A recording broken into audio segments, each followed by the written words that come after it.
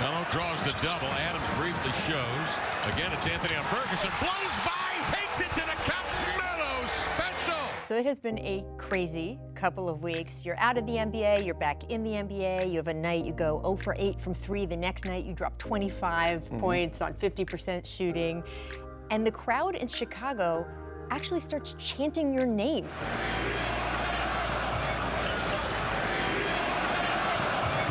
What has this couple weeks been like? It's been great though. It's been, early on it was a lot emotionally to kind of deal with, kind of just being out the game for, at that point in time, it was a year, to that day.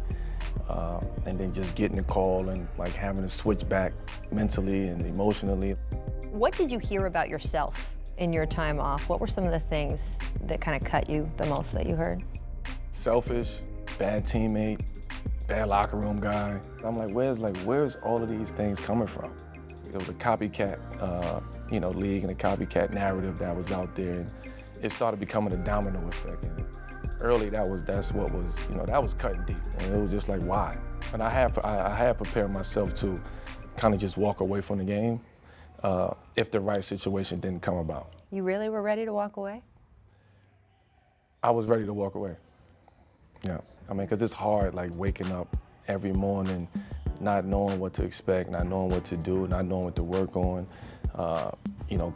wanting to give up hope, wanting to give up faith and belief, and just just forget this whole basketball thing. And what were some of the mechanisms you developed to cope with all of that? I heard you started taking walks.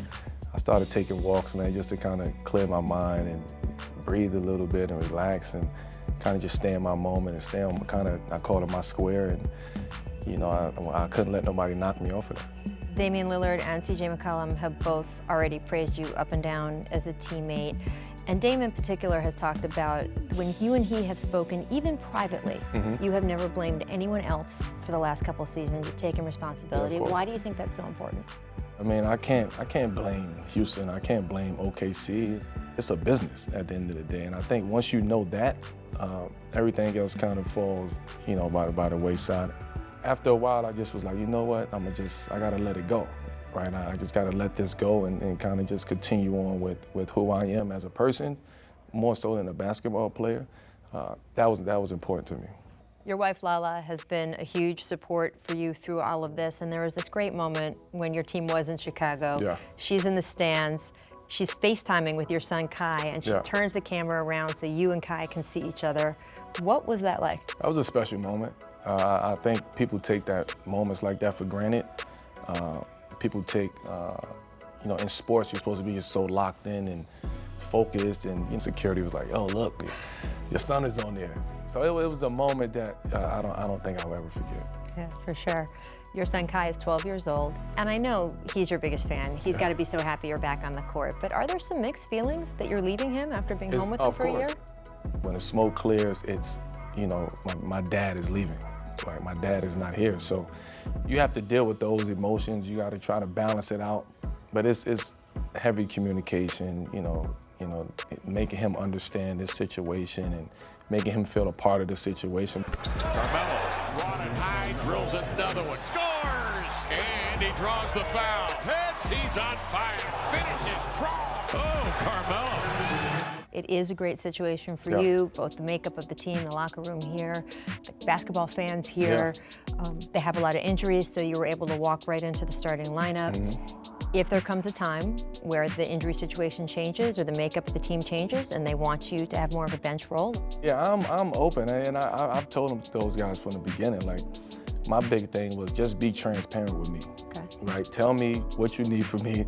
I think I've earned that right, for guys to just be open and honest, and let's put it out there on the table. And that's something that the organization and the guys on the team and the coaching staff, we laid that out, from day one. We got that clear, before I stepped in the door on that first phone call, that was cleared up.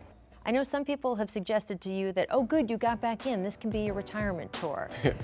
It doesn't sound like you're looking at it like that. No, and I don't hear that from my colleagues at all. I hear that from media, right? It's like the media wants to write that narrative. Oh, he should go out and he should retire. Why? Why you just want me to retire?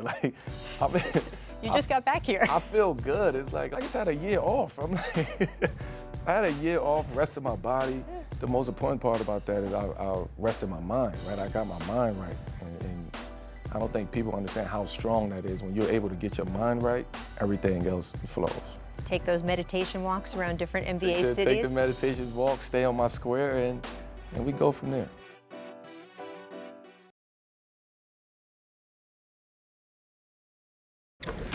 Thanks for watching ESPN on YouTube. For more sports highlights and analysis, be sure to download the ESPN app. And for live streaming sports and premium content, subscribe to ESPN+.